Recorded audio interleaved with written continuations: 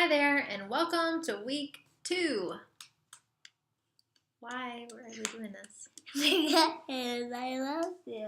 Well, that's not something you do with someone you love. Yeah. I don't like it. Stop. Stop, or you won't be able to be in my video. Okay. Welcome to week 2. We are going to read the second section of the Everyday Writer, which is called Critical Thinking and Argument. You can see this for yourself on the cover page, but I just wanted to talk through some of these things. We'll be talking about critical reading, which is just asking questions while you read. And then we'll be considering the difference between print, like we have, and digital differences. So maybe what's the difference between having this in your hands and having an ebook?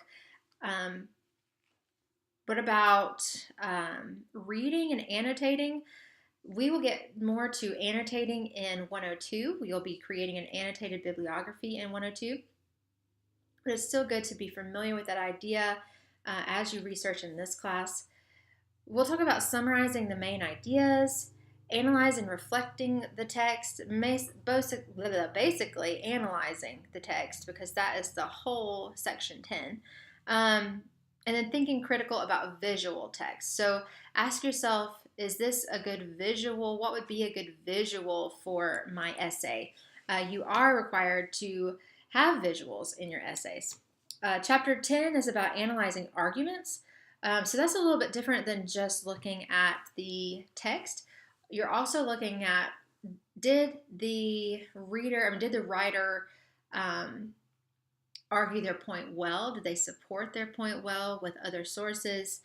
So you're thinking critically about argument, recognizing cultural context. So did the writer consider their audience culturally and maybe cultural differences that they would have had? Identify an argument's basic appeals. You might have read about appeals on previous pages. We have 3 main appeals, and you might have talked about those in high school. So we're just kind of cranking back to that. Appealing to emotions, appealing to the credibility of a person or a source, and appealing to the logic of your reader. So take a look at those. Those are more what we focus on in 101 is appeals.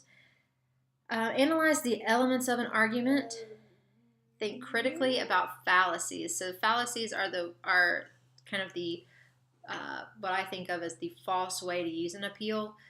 They are divided into the categories of the appeal. So there are so many fallacies. There's no reason for you to memorize them, but just to be familiar with being able to say, oh wow, that's definitely something just isn't lining up right, and you do that in your everyday reading of a newspaper or a Facebook ad. Something just doesn't quite seem right about this, and this gives a name to that and kind of justifies it to you. Oh yeah, that is a real thing. That is why it wasn't making any sense.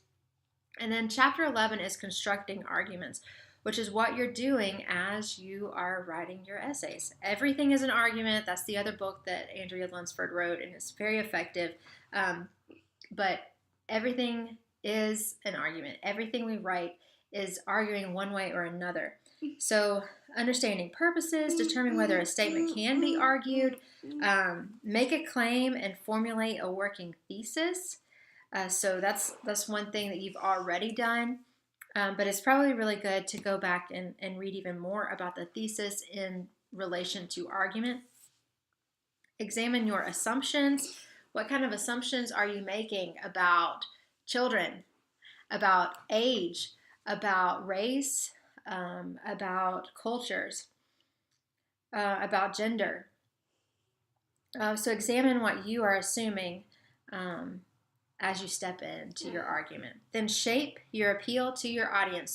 So is your audience going to be more into how things feel or what emotions things bring up?